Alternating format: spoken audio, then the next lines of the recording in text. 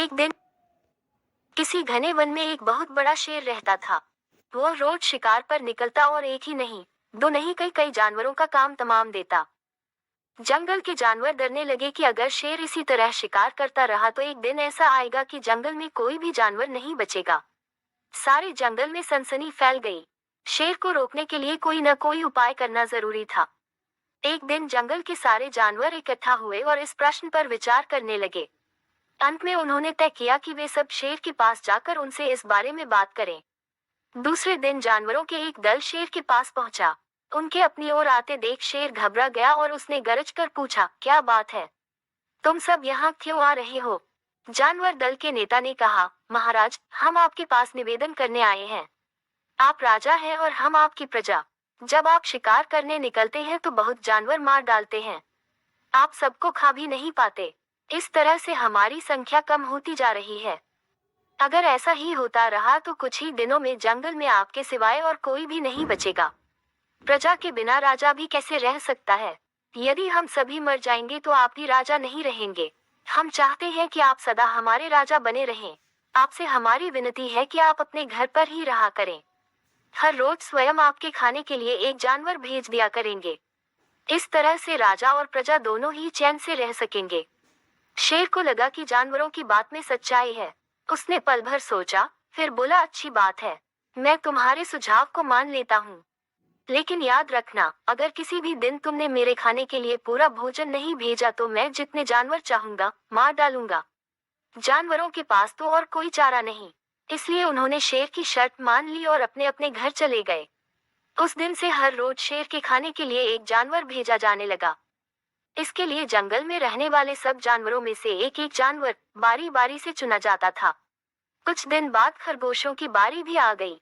शेर के भोजन के लिए एक नन्हे से खरगोश को चुना गया। वो खरगोश जितना छोटा था उतना ही चतुर भी था। उसने सोचा, बेकार में शेर के हाथों मरना मूर्खता है।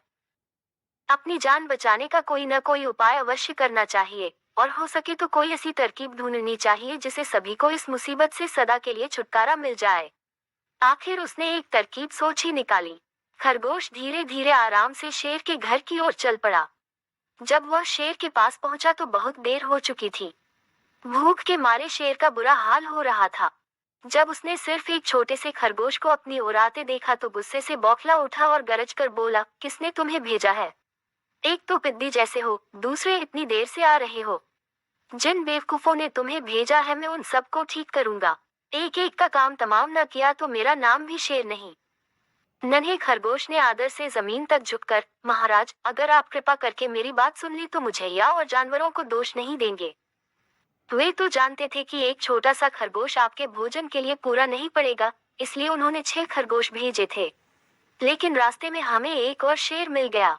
उसने 5 खरगोशों को मारकर खा लिया। यह सुनते ही शेर दहाड़ कर बोला, क्या कहा? दूसरा शेर? कौन है वह? तुमने उसे कहाँ देखा?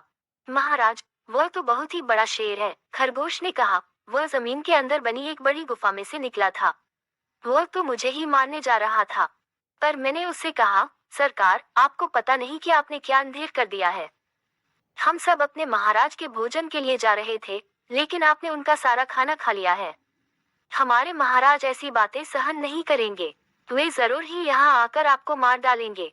इस पर उसने पूछा, कौन है तुम्हारा राजा? मैंने जवाब दिया, हमारा राजा जंगल का सबसे बड़ा शेर है। महाराज, मेरे ऐसा कहते ही वह गुस्से से लाल पीला होकर बोला, बेवकूफ, इस जंगल का राजा सिर्फ मैं हूँ। यहाँ सब जानवर मेरी प्रजा हैं। मैं उनके साथ जैसा चाहूँ वैसा कर सकता हूँ। जिस मूर्ख को तुम अपना राजा कहते हो उस चोर को मेरे सामने हाजिर करो। मैं उसे बताऊंगा कि असली राजा कौन है। महाराज, इतना कहकर उस शेर ने आपको लिवाने के लिए मुझे यहाँ भेज दिया। खरगोश की बात सुनकर शेर को बड़ा गुस्सा आया और वह बार बार गरजने लगा। उसकी भयानक गरज से सारा जंगल दहलने लगा। मुझे फौरन उस मूर्ख का पता बताओ, शेर ने दहाड़ कर कहा। जब तक मैं उसे जान से न मार दूंगा मुझे चैन नहीं मिलेगा। बहुत अच्छा महाराज, खरगोश ने कहा, मौत ही उस दुष्ट की सजा है। अगर मैं और बड़ा और मजबूत तब होता तो मैं खुद ही उसके टुकड़े टुकड़े कर देता। चलो, रास्ता दिखाओ, शेर ने कहा। फौरन बताओ किधर चलना है। इधर आइए महाराज, इधर। खरगोश रास्ता दिखाते हुआ शेर को एक कुएं के पास ले गया और बोला, महाराज, वह दुष्ट शेर जमीन के नीचे किले में रहता है। जरा सावधान रहिएगा, किले में छुपा दुश्मन खतरनाक होता है। मैं उससे निपट लूंगा। शेर ने कहा, तुम यह बताओ कि वह है कहाँ? पहले जब मैंने उसे देखा था तब तो वह यहीं बाहर खड़ा था। लगता है आपको आता देखकर वह किले में घुस गया। आइए मैं आपको दिखाता हूँ। खरगोश ने कुएं के नजदीक आकर शेर से अंदर झांकने के लिए कहा। शेर ने कुएं के अंदर झांका तो उसे कुएं के पानी में अपनी परछाई दिखाई दी। परछाई को देखकर शेर जोर से दहाड़ा। कुएं के अंदर से आती हुई अपने ही दहाड़ने की गूंज सुनकर उसने समझा कि दूसरा शेर भी दहाड़ रहा है। दुश्मन को तुरंत मार डालने के इरादे से वह फौरन कुएं में कूद पड़ा। कूदते ही पहले तो वह कुएं की दीवार से टकराया, फिर धड़ाम से पानी में गिरा और डूबकर मर गया।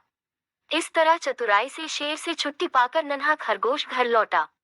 उसने जंगल के जानवरों को शेर के मारे जाने की कहानी सुनाई। दुश्मन के मारे जाने की खबर से सारे जंगल में खुशी